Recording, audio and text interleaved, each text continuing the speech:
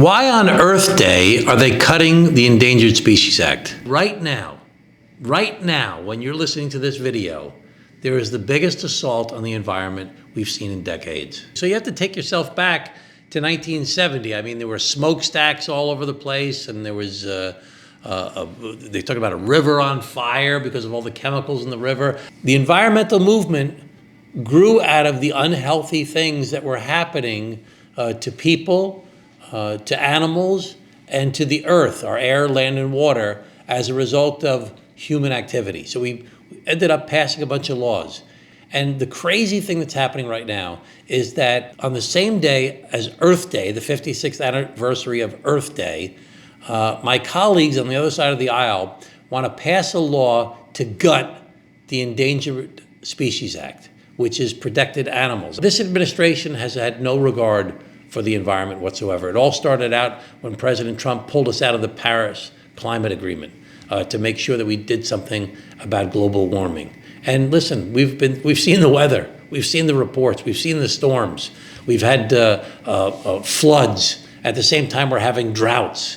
We've had freezing cold temperatures. At the same time, we've had the hottest years in history ever recorded over the past couple of years. The EPA, under this administration, decided to get rid of what they called the endangerment finding. And there's been this effort over the past decade to try and disparage scientists and not look at what the science says. It's crazy. But they don't believe in that. That's why they got out of the Paris Climate Accords. That's why they want to get rid of the endangerment findings. That's why they want to get rid of the Endangered Species Act. That's why they want to drill for oil on public lands that have been pristine for decades. There are so many things that are an assault on our environment, and we can't let it happen. So sometimes it's not easy to fix these things. Sometimes it's very, very difficult. And I always like to tell the story about when I was with my kids when they were little. They were probably 10 or less than 10 at the time, two of our kids, and we're walking through the Wellwind Nature Preserve in my hometown of Glen Cove, a place I've been going to since I was a little kid. And we're in the woods, and there, up in the trees, we see a red-tailed hawk fly through the canopy of the trees. And I pointed out to the kids, and I'm like, wow, look at that, a red-tailed hawk, isn't that cool looking? And then we go down to the Long Island Sound, and we saw an osprey dive into the water and capture a fish and bring the fish back to its nest. And I remember thinking to myself, I'm showing the kids, the birds are doing this stuff. And I remember thinking to myself, wow, when I was a kid, I don't remember seeing those birds. And is that because I was a kid and I didn't pay attention to those type of things? Or is it because those birds weren't there? So I called up the local Audubon Society and I said, I was born in 1962 and I remember going to these woods in the 1960s and 70s. And I don't remember seeing red-tailed hawks fly through the canopy of the trees. And I don't remember seeing osprey dive into the water and capture fish. And they pointed out to me that those birds were not there at the time because they'd been all killed off by DDT, a pesticide. And it wasn't until Rachel Carson wrote a book called Silent Springs that pointed out that DDT was killing the animals and would actually cause cancer for human beings, that they banned DDT as part of this environmental movement back in the 1970s. And those birds didn't come back in 5 years, they didn't come back in 10 years, but it took about 20 or 30 years for those birds to come back. And now they're flourishing.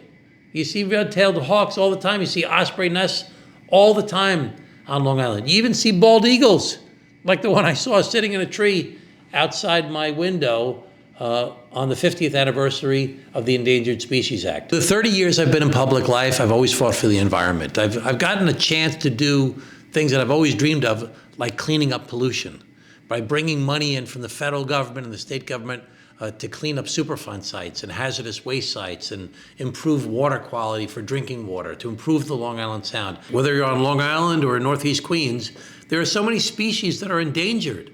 The piping plover people have heard about, but so are monarch butterflies are endangered. Different types of bees like bumblebees and wild bees that pollinate your flowers and plants are endangered. Whales are endangered.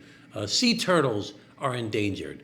We have so many things we need to do to protect the endangered species because a lot of things that we don't even think about are signs of the life and diversity in both animals and plants that are essential to our existence. Let's take the lessons we've learned over the past 5 decades or more, and respect the earth.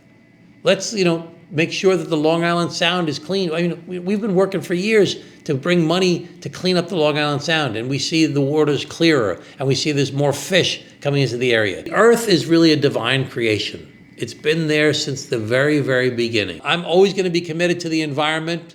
I'm always going to be committed to protecting our air, our land, and our water, and your health, to making sure that our water, our drinking water is clean, that the Long Island Sound, our national park, is protected. And I'm going to fight against things like gutting the Endangered Species Act, because we've got to do everything we can to protect the divine creation of the earth. Okay, thanks everybody. Happy Earth Day.